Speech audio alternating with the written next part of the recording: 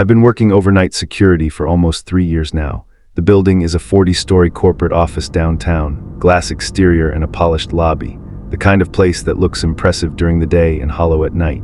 Most people think night shifts are boring. Yes, they are, that's the point. After my best friend died, I couldn't stand daylight anymore. Daylight meant people asking questions. Daylight meant noise, condolences, invitations I didn't want. So when the overnight security position opened up, I took it immediately.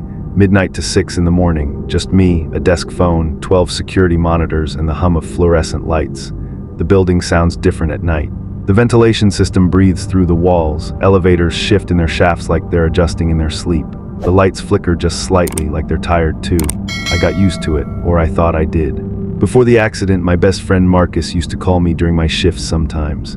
He worked odd hours too. He'd sit in his car somewhere, talk about nothing, complain about work, ask if I wanted to grab food after I clocked out. He called too often, if I'm being honest. That night, I remember seeing his name light up my phone at exactly 2:13 a.m. in the morning. I remember looking at it and thinking I don't have the energy for this tonight, so I declined it. I texted, "I'll call you back when I get off," but I never did. An hour later, he ran a red light and instantly. The police told his parents the impact was immediate, no suffering. That detail didn't help me at all.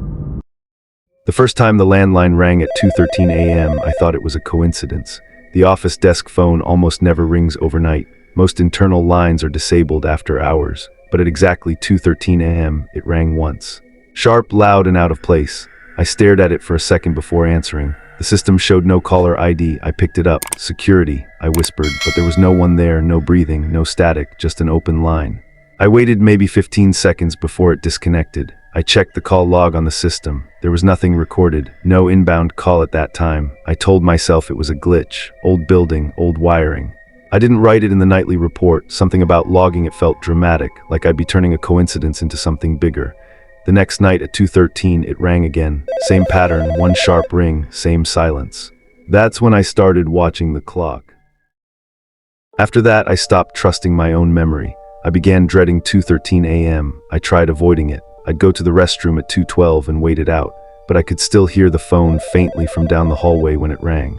One night I stayed seated. When it rang, I didn't hesitate. I picked it up before the second ring.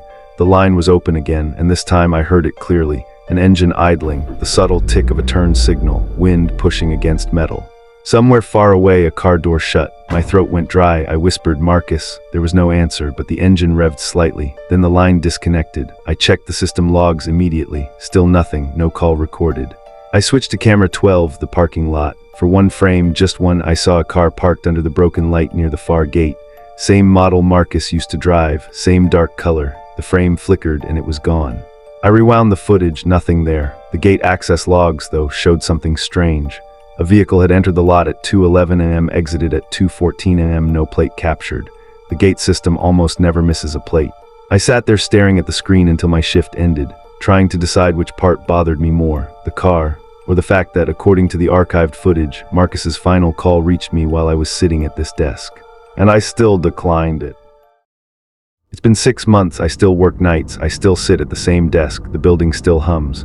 At 2:12, I stop whatever I'm doing. At 2:13, the phone rings every single time. I answer it immediately now. I don't let it go to a second ring. I don't want to miss it again. There's never a voice, just that engine, that wind, that waiting. I've stopped checking the logs. I've stopped reviewing the cameras. Some things feel worse when you try to prove them. The strangest part isn't the call anymore. It's that sometimes, just before 2:13 a.m., I catch myself thinking the same thing I thought that night. I don't have the energy for this. And every time that thought crosses my mind, the building goes completely silent, like it's waiting to see what I'll choose this time.